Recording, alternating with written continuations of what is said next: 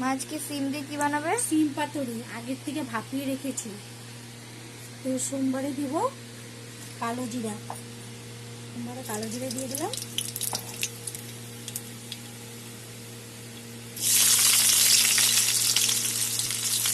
মাছটা ভাজা ভাজা হবে, তারপর টমেটো দিয়ে দেবো।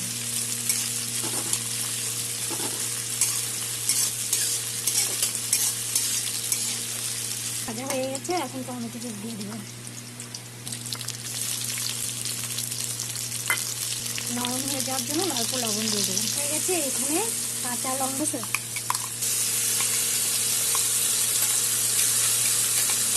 মশলা কষানো হয়ে যাবে, তারপরে সিম দিয়ে দেবো।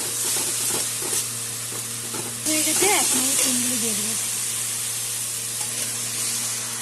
দিয়ে হলুদ দেবো, লবণ দেবো, পরিমাণ মতো হলুদ দিয়ে দিলাম।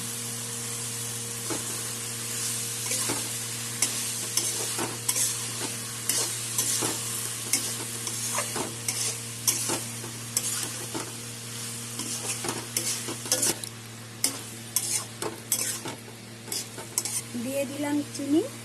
আমার সিম পাতুরি হয়ে গেছে। আপনারা খেয়ে বলবেন কেমন হয়েছে। এরকম করে রান্না করে লাইক করবেন, কমেন্ট করবেন, শেয়ার করবেন। Thank you.